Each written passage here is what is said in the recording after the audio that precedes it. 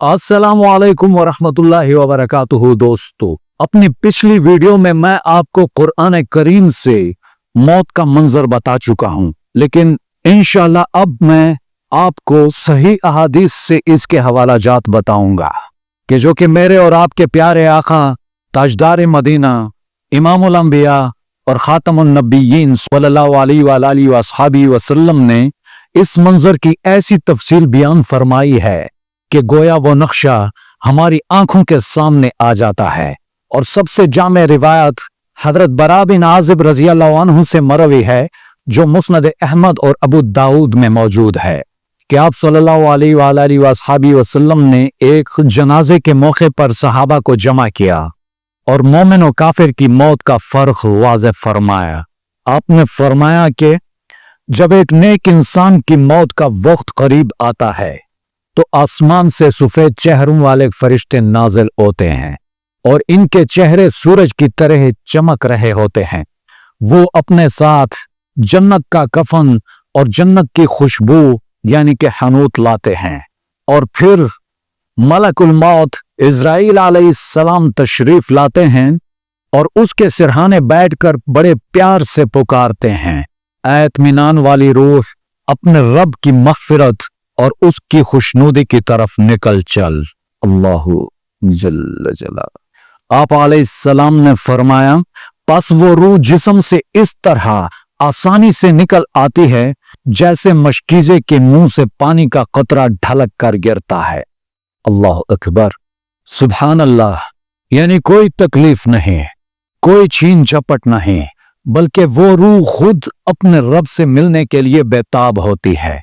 फरिश्ते पलक झपकने की देर भी अकेला नहीं छोड़ते और उसे जन्नती कफन में लपेट लेते हैं। उससे ऐसी खुशबू आती है जैसे जमीन पर पाए जाने वाले बेहतरीन मश्क की खुशबू हो। अल्लाहु।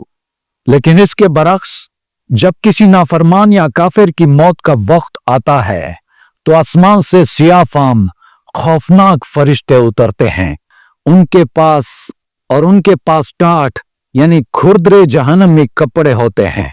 मलकुल मौत उसके सिराने बैठकर नहायत सख्ती से कड़कदार आवाज में कहते हैं, ऐ नापाक रूह, अल्लाह के गुस्से और उसकी नाराजगी की तरफ निकल।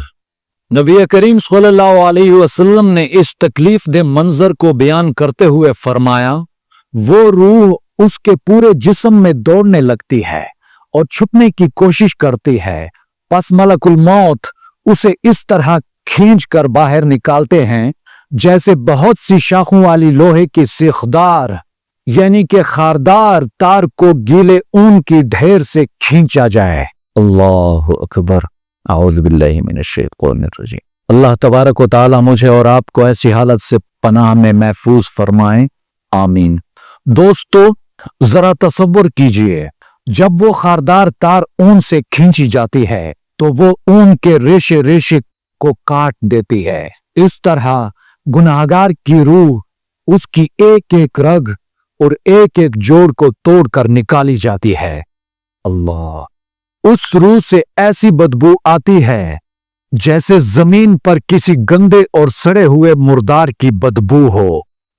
अल्लाह।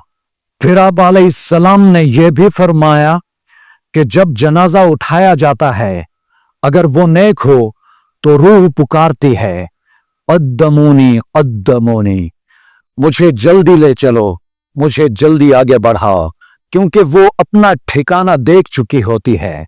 लेकिन अगर वो बदबख्त हो तो वो चीख कर कहती है, या वैलहा ऐन तज़हबून बिहा, है मेरी बर्बादी, तुम मुझे कहां लिए जा रहे हो। अल्लाहु जल्ल जलालह। और उसकी चीख इंसानों और जिन्नात के अलावा हर मखलूक सुनती है।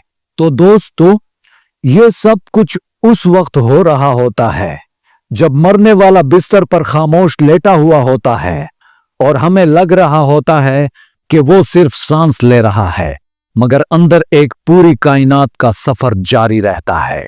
अल्लाह तबारक व तआला से दुआ है कि मुझे और आपको ऐसी हालत से अपनी पनाह में रखे, आमीन।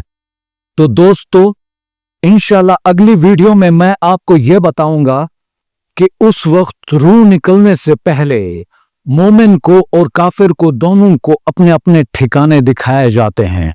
मोमिन को जन्नत में ठिकाना दिखाया जाता है और काफिर को जहन्नम में ठिकाना दिखाया जाता है। मिलेंगे इंशाल्लाह अगली वीडियो में दोस्तों, तब तक के लिए मुझे इजाजत दीजिए। मैं हूं आपका दोस्त अब्दुल सलाम नियाजी। अल्लाह हाफिज।